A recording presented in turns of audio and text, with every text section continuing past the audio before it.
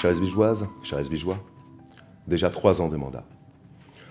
3 premières années pour lesquelles je tiens à remercier les élus et agents qui m'entourent chaque jour pour leur investissement constant au service de vous, les Esbigeois. 3 années durant lesquelles, malgré les aléas des crises sanitaires, sociales et financières, nous avons tenu nos engagements avec constance et ténacité. Défense de l'intérêt général, préservation de l'environnement, solidarité et bien vivre ensemble, concertation, future réalisation d'équipements qui faisaient défaut à notre commune, et une gestion rigoureuse de nos finances communales. Et tout cela sans augmentation des taux d'imposition pour la 3e année consécutive, contrairement à la plupart des collectivités.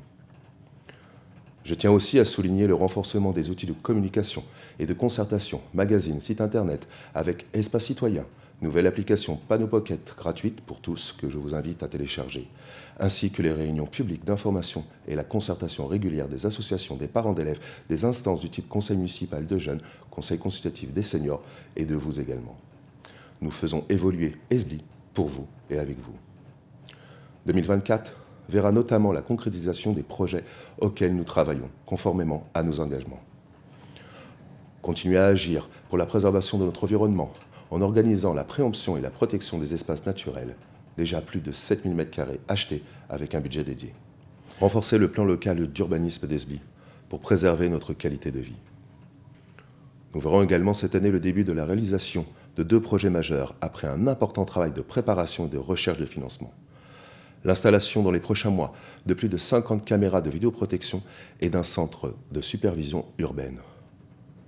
La mise en œuvre de la modernisation extension de nos plateaux sportifs de la Plaine des Sports autour de l'espace Jean Klitzer. Avec un pourcentage très élevé de subventions par nos différents partenaires, l'agglomération Val d'Europe, le département de Seine-et-Marne, la région Île-de-France et l'État. Ce qui permet de lancer ces réalisations sans mettre en difficulté nos finances. Des partenaires que je tiens à remercier ici. Concernant les autres travaux, la nouvelle passerelle au niveau du canal Meaux-Chalifert devrait être livrée en avril.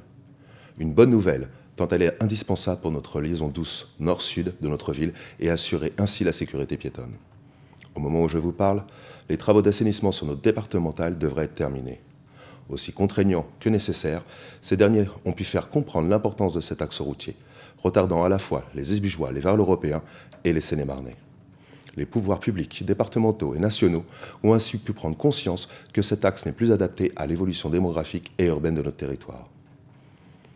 Cela renforce notre détermination à obtenir du CIEMU, le syndicat intercommunal des mobilités urbaines, et d'IDFM, Île-de-France Mobilité, les efforts indispensables pour notre mobilité. À court terme, la fiabilité de la ligne P, tout comme la prolongation de la ligne de bus 57 jusqu'au centre urbain de Céris, Val d'Europe, en espérant la pousser jusqu'à l'hôpital de Jossigny. Et, à moyen et long terme, la réalisation du TCSP, le transport en commun en site propre.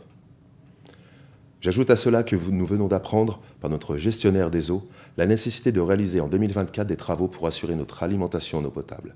Certains réseaux devront être prochainement renouvelés à nouveau sur la RD5. De lourds et importants travaux contraignants, mais obligatoires. Dans un tout autre registre, je me félicite de l'obtention de la prochaine mise en place de permanence sur Esbly de la mission locale de Lagny-sur-Marne, organisme chargé de l'insertion des jeunes de moins de 25 ans vers les formations et l'emploi. Cet enthousiasme se poursuit également avec la confirmation de l'ouverture d'un commerce de bouche devenu rare dans un centre-ville, la boucherie Miroglio, un commerce de proximité que tout le monde espérait et qui, comme tous les autres commerces, ne pourront perdurer qu'avec vous. Avant de conclure, je tiens à saluer et remercier les nombreux Esbigeois qui prennent part avec générosité et dévouement à la vie citoyenne et associative pour offrir régulièrement, avec le soutien de la municipalité, des événements de convivialité et d'animation aux Esbigeois de tous âges. Alors pour démarrer cette année olympique, et en empruntant la formule de Pierre de Coubertin, je souhaite pour 2024 à notre ville et à chacun et chacune d'entre vous et à vos proches d'aller plus vite, plus haut, plus fort et réaliser vos rêves. Très belle et heureuse année à toutes et tous.